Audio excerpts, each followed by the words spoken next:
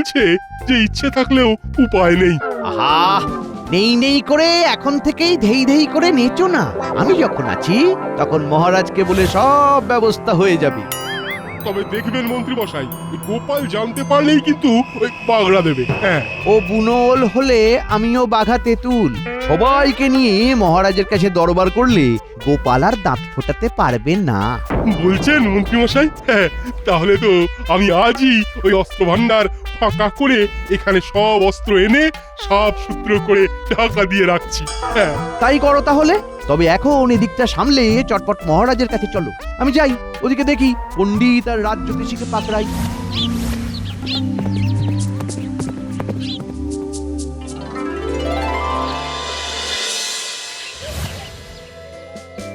বল দেখি, আর কদিন পরেই বিশেষ কোন উৎসব পালন করা হবে? এটা তো সবাই জানে, এই সৃষ্টির দেবতা ভগবান বিশ্বকর্মার পুজো। বটে, তবে এটা কি জানিস যে উনার 4 বাহু? আমি তো শুধু জানি এই দিনে ওই ঘুরিতে ঘুরিতে আকাশ একেবারে ছেয়ে থাকে। সে তো জানবি, যার যেদিকে মন।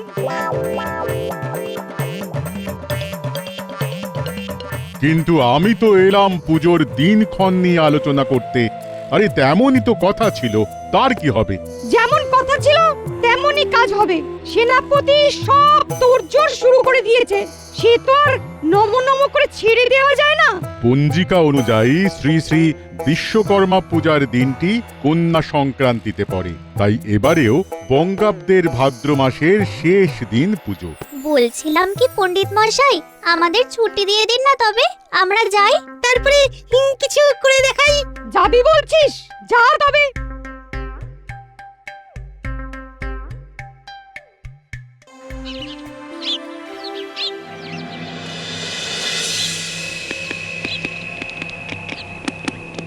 মনে হচ্ছে মহারাজ কোনো গভীর চিন্তায় মগ্ন। কি তোমরা একেবারে দল বেঁধে হাজির হলে যে, ব্যাপারটা কি? না মানে এই কদিন পরেই তো বিশ্বকর্মা পুজো, আর এবারে ভাবছিলাম ওই বেশ ধুমধাম করেই করব। কিন্তু কিন্তু আবার কি? কিন্তু আপনার কৃপা দৃষ্টি না পড়লে যে সব আয়োজনই ম্যাড়ম্যাড়ে হয়ে যাবে মহারাজ। আপনি একটু হাত খুললে আমরা আপনারই জয়গান করব মহারাজ। সেসবই না হয় বুঝলাম, কিন্তু একটা ব্যাপার যে আমাকে বড় ভাবাচ্ছে। ওরে বাবা, এদিকে যে চাঁদের হাট, কোনো গোপন সলা পরামর্শ হচ্ছে মনে হচ্ছে। নবাবের গুপ্তচররা নাকি রাজ্যে রাজ্যে ঘুরে বেড়াচ্ছে, কোথাও গাফিলতি বা দুর্বলতা খুঁজে পেলেই নবাবকে গিয়ে জানাচ্ছে, আর নবাব সেই রাজ্যের উপর চড়াও হচ্ছে। তেমন কিছু এই রাজ্যে হবে না মহারাজ। নবাব যদি কোনো গুপ্তচর পাঠিয়েও থাকেন, তবে সে কোনো ফাঁক ফোকর খুঁজেই পাবে না। সব ফাঁক বন্ধ। ওই মন্ত্রী মশাই বললেই একেবারে চিচিং ফাঁক হবে। গোপাল, তুমি থামবে? কথায় কথায় রসিকতা না করে চারদিকে নজর রাখো বরং। নবাবের নজরে পড়লে কিন্তু সব একেবারে গড়বড় হয়ে যাবে।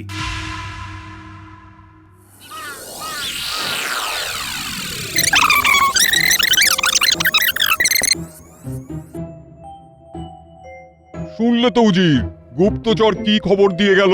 এ তো একেবারে জবর খবর জাহাপানা। মহারাজ কৃষ্ণচন্দ্রের অস্ত্রাগার নাকি একেবারে ফাঁকা। এবার তাহলে কি করা যাবে, কি করা যাবে এবার? মহারাজ কৃষ্ণচন্দ্রকে চেপে ধরার এটাই তো সেরা সময় জাহাপানা। অস্ত্র ভান্ডার ফাঁকা, এটাই তো মৌকা। ভাবছি সশরীরে গিয়ে কৃষ্ণচন্দ্রকে চেপে ধরি। কিন্তু আপনার তো এখন ঠাসা কর্মসূচি জাহাপানা। গুপ্তচরের দেওয়া গুপ্ত খবরে যাওয়া আসা, খাম্বাজ, বর্ধমান, পর পর রাজ্য ভ্রমণ আছে। বাকি সব রাজ্য ছাড়ো, আগে কৃষ্ণনগর ধরো। আমি শুধু অস্ত্র ভান্ডারই দেখবো না, আমি বরং তার সাথে সাথে অস্ত্র নিয়ে সৈন্যবাহিনীর কুচকাওয়াজও দেখবো। এবার জমবে মজা।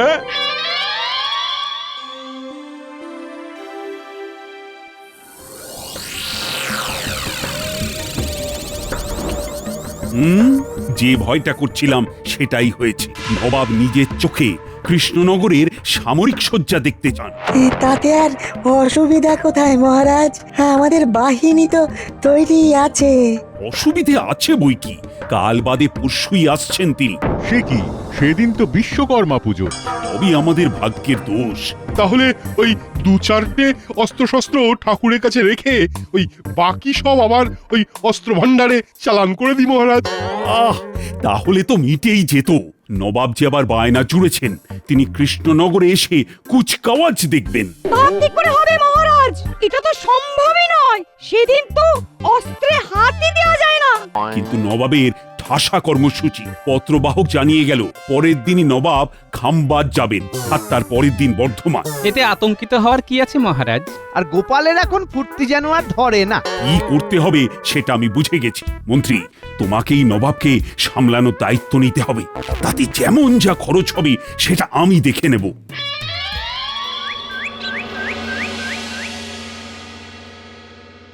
এবার তো আচ্ছা গেরোয় পড়লাম। মহারাজের কাছ থেকে দায়িত্ব না হয় পাওয়া গেল, বাড়তি কিছু রোজগারও না হয় হবে, কিন্তু সেই দায়িত্ব তো গুরু দায়িত্ব। নবাবকে সামলাবে কি করে? ব্যাপারটা কি বলতো, মন্ত্রীমশাই আমাদের ডেকে পাঠিয়েও কিছুই বলছেন না, শুধু নিজের মনেই ভাবছেন আর বিড় করছেন। আমাদের মনে হয় আর একটু অপেক্ষা করতে হবে। তারপর কিছু বললেও বলতে পারেন। মানুষ হয় ভেবে কাজ করে, না হলে কাজ করে ভাবে।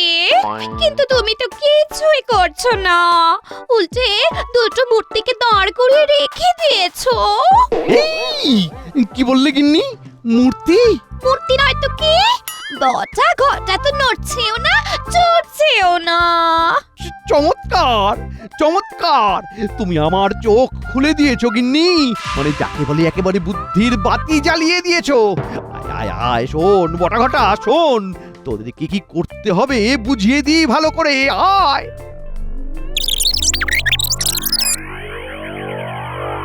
মানুষটা যে থেকে থেকে কি হয় কে জানে।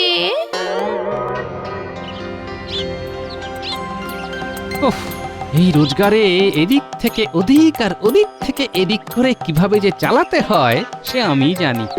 গিন্নি তো ফর্দ ধরিয়ে দিয়ে খালাস। দেখি গোপাল দাদু, আমাদের না নিয়ে নিজেই একা একা গিয়ে বাজার করে চলে এলে। কি আর করি বল, তোরা যে সেই পাড়া ঘুরতে বেরিয়েছিস, তারপরে তো আর তোদের টিকিটাও দেখতে পেলাম না রে। ওদিকে নিশ্চয়ই দিদা তাড়া দিচ্ছিল। তা আবার দেবে না? তাছাড়া পুজোর বাজার বলে কথা, সেটাও তো বেশ গুছিয়ে করতে হবে। হ্যাঁ, পুজোই তো খালি শুনছি, কিন্তু মূর্তি আনতে তো কই দেখছি না। ওদিকে তো মন্ত্রী মশাই কুমোর বাড়িতে লোক পাঠিয়ে দিল। আচ্ছা গোপাল দাদু, এবারে কি সেনাপতি মশাইয়ের সাথে সাথে মন্ত্রী মশাইয়ের বাড়িতেও বিশ্বকর্মা পুজো হচ্ছে? তাও আবার একটা দুটো নয়, একেবারে 20-30টা। কি হয়েছে ব্যাপারটা আমাকে একটু খুলে বল দেখি। হবে আবার কি, নিজের চোখে দেখে এলাম। বটাদা আর ঘটাদা কুমোর বাড়িতে গিয়ে কি সব নির্দেশ দিচ্ছে। সবকিছু ছেড়ে তাদের কথা মতো প্রমাণ মাপের কাঠামো বানাতে বলেছে। হ্যাঁ, আচ্ছা, তার মানে হলো এই। কিন্তু মন্ত্রী মশাই যেভাবে নবাবকে টুপি পরাতে চাইছে, তাতে কাজের কাজ কিছু হবে বলে তো মনে হয় না। এই ফন্দি ধোপে টিকবে না। তুমি আবার কি সব ভাবতে বসলে গো গোপাল দাদু? আরে ও সব ছাড়ো না, তার চেয়ে বরং তুমি নিজের বাড়ির পুজোতেই নজর দাও। হ্যাঁ, ঠিক বলেছিস।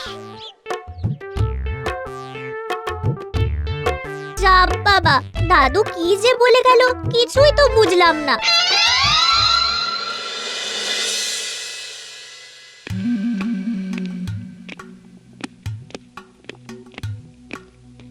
আজ বিশ্বকর্মা পুজো, অথচ মনে একটুও শান্তি নেই। মনটা খালি আনচান আনচান করছে। এই নবাব এলো বলে। আপনি একটু শান্ত হন মহারাজ। আপনি এমন উত্তেজিত হলে নবাব তো আরো পেয়ে বসবে। যাকে দায়িত্ব দিলাম সেই মন্ত্রীরই তো দেখা নেই। সঙ্গে আবার জয় বাবা বিশ্বকর্মা বলে সেনাপতিও বেপাত্তা। তাও তো বটে। আমি যে কি করি আমিও বুঝতে পারছি না, মানে নবাব এলে পুজো শুরু হবে নাকি চলে গেলে? সে আপনি যাই করুন, পুজো আগে হোক বা পরে, প্রসাদ না খেয়ে নবাব নড়বেন না মহারাজ। মন্ত্রীমশাই বোধহয় তারই তোড়জোড় করছে।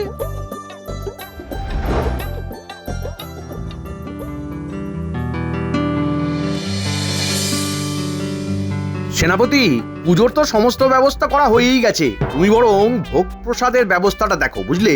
নবাবকে আমি ঠিক বুঝিয়ে সুঝিয়ে এখানে এনে হাজির করব, তারপরে প্রসাদ খাইয়ে খুশি মনে মুর্শিদাবাদে পাঠিয়ে দেবো। ওহ, গোপালের যেন ভারী মজা, আনন্দ একেবারে ধরছে না। অতই যদি ফুর্তি, তবে যাও না, নবাবের সামনে গিয়ে নৃত্য করো। এমন করেই কি তবে চলবে? গোপাল করবে নৃত্য আর তাতে নবাবের মন গলবে?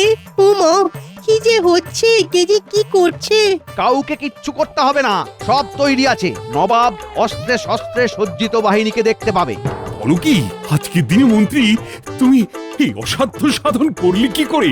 হে আর এমন কি মহারাজ, তবে কেউ কেউ ভাবে যে বুদ্ধির 16 আনাই তার ঘটে আছে, তাই বুদ্ধির বড়াই করে, কিন্তু সে ঘট যে ফুটো সেটা তো জানে না। কিন্তু মন্ত্রী মশাই এইভাবে ওনার বুদ্ধি জাহির করেন না। আহা, এমন মন্ত্রী পাওয়া তো ভাগ্যের কথা। জয় মন্ত্রী মশাইয়ের জয়।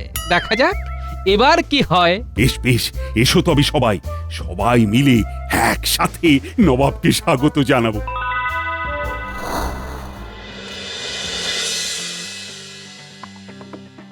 এই তো সৈন্যরা সারি দিয়ে দাঁড়িয়ে পড়েছে। শুধু কি তাই, সঙ্গে দেখুন সবাই কেমন অস্ত্রে শস্ত্রে সুসজ্জিত।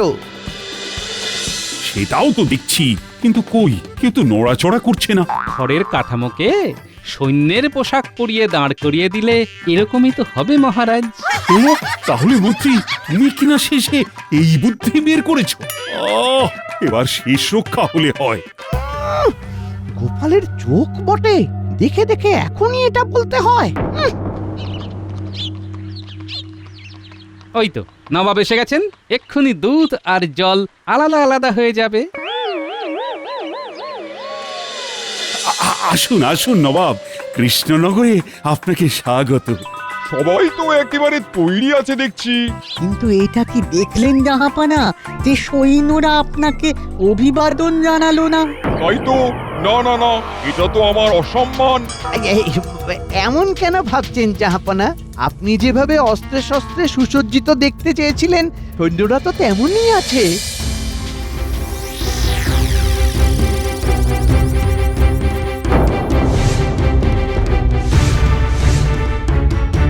তাই নাকি? তবে তো আরো ভয়ঙ্কর ব্যাপার। কৃষ্ণনগরে খড়ের সিপাই। আর কি চাই জাহাপানা, মানে একেবারে খোলাখুলি ধরা পড়ে গেছে। ওহ, এই মন্ত্রীর জন্য লজ্জা এবার আমার মাথাটা কাটা যাচ্ছে। মনে হচ্ছে না এক্ষুনি ওকে দূর করে দিই রাজ্য থেকে। শোনো কৃষ্ণচন্দ্র, এইসব লোক ঠকানো কায়দা আমার সাথে চলবে না।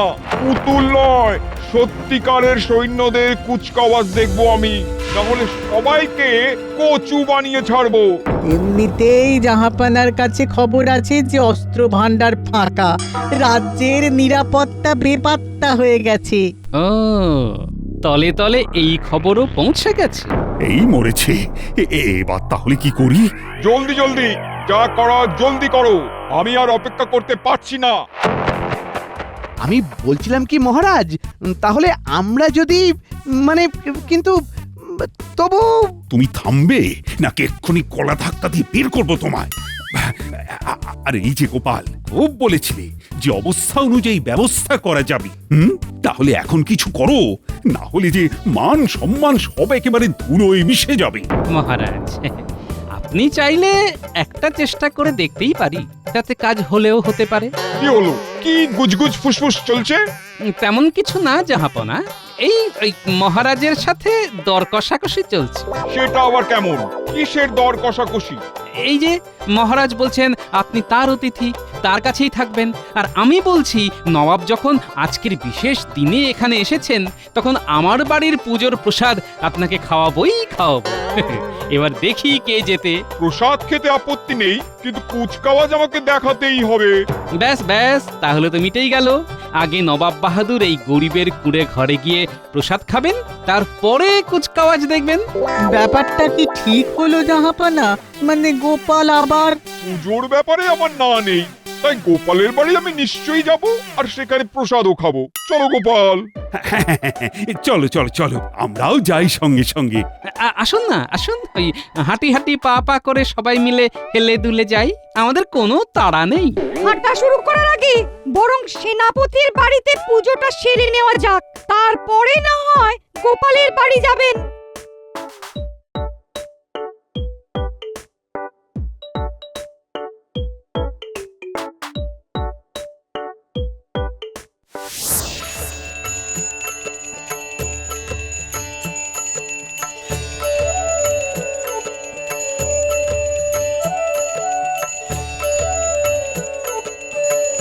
জাহাপানা, পুজো তো শুরু হয়ে গেছে, কিন্তু আমাদের তো দেরি হয়ে যাচ্ছে।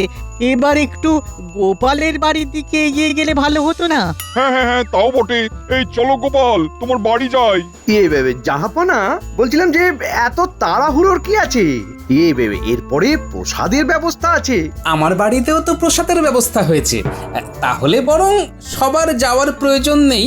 ওই মহারাজ, মন্ত্রী মশাই, নবাব বাহাদুর আর উজির মশাই না হয় আমার সাথে চলুন, বাকিরা এখানেই প্রসাদ গ্রহণ করুন।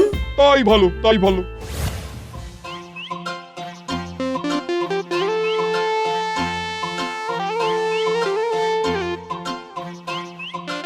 ওই গোপাল, আর কত দূর? তোমার বাড়ির পথ যে আর শেষই হতে চায় না। এই তো জাহাপানা, প্রায় পৌঁছে গেছি, আর একটু। আমি আগেই বলেছিলাম জাহাপানা, নিশ্চয়ই কোনো গন্ডগোল আছে, আপনি তো শুনলেন না। আপনি নবাব বাহাদুর বলে কথা, তাই আপনাকে পরিষ্কার রাস্তা দিয়ে আমার বাড়ি নিয়ে যাচ্ছি। একটা তাড়াতাড়ি যাওয়ার রাস্তা আছে, কিন্তু ওই রাস্তার অবস্থা খুব একটা ভালো নয়। গোপাল কি তবে ইচ্ছে করে ঘুরিয়ে ঘুরিয়ে নিয়ে যাচ্ছে? এ যতই ঘোড়া, এইভাবে নবাবকে কাজ করতে পারবে না। কিন্তু মাঝখান থেকে আমরা না চিৎপাত হয়ে যাই। ওহ, এ বাবা, ওহ, আর যে পারি না। ও যাক, শেষ পর্যন্ত তাহলে গোপালের বাড়িতে এসে পৌঁছালাম। না, এবার একটু বসে জিরিয়ে নি। আমি তো বসলে উঠতে পারবো না, আর উঠলে বসতে পারবো না। ও পায়ে যা ব্যথা না। না না না, আর কথা বাড়াতে হবে না। নিন, এবার প্রসাদ গ্রহণ করুন। আগে আপনারা শুরু করুন। মহারাজ আর মন্ত্রী মশাই না হয় ততক্ষণ একটু অপেক্ষা করুন। কি মহারাজ, তাই তো? হ্যাঁ, আমাদের তাড়া নেই, আমরা দাঁড়াতে পারবো। এটা আবার কি পুজো? কেমন ধরনেরই বা প্রসাদ এটা? তাহলে বুঝিয়ে বলি জাহাপানা। বিশ্বকর্মা পুজোর দিন আমাদের বাঙালি ঘরে অরন্ধন পালন করা হয়। ভাদ্র সংক্রান্তির দিন এই যে অরন্ধন পালিত হয়, তাকে বলে বৃদ্ধারন্ধন।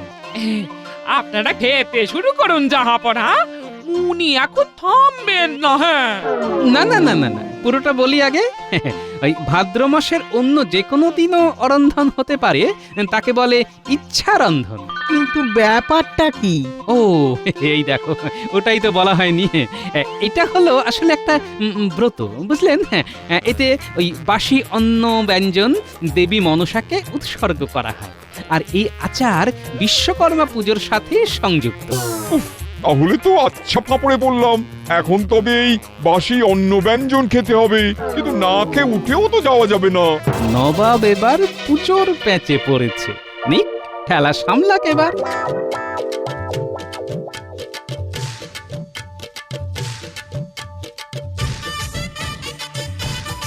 প্রথমে একটু কিন্তু কিন্তু করছিলাম বটে, কিন্তু এখন তো দেখছি এর স্বাদই আলাদা। তা তো হবেই। কই, আর একটু পান্তা দাও দেখি। ভাজা দিয়ে একেবারে জমে গেছে। হ্যাঁ, জমে যখন গেছে তখন জমিয়েই খান জাহাপনা। তারপর না হয় একটু জিরিয়ে নিয়ে কুচকাওয়াজ দেখতে যাবেন। এই মরেছে। এটা আবার গোপাল কি বলছে? ওই যে গোপালের যা কাজ। দারুণ খেলাম। এবার যেন শরীরটা কেমন ঝিমঝিম করছে। না, এক চোট ঘুমিয়ে নিয়ে তারপরেই না হয় যাবো এখান থেকে।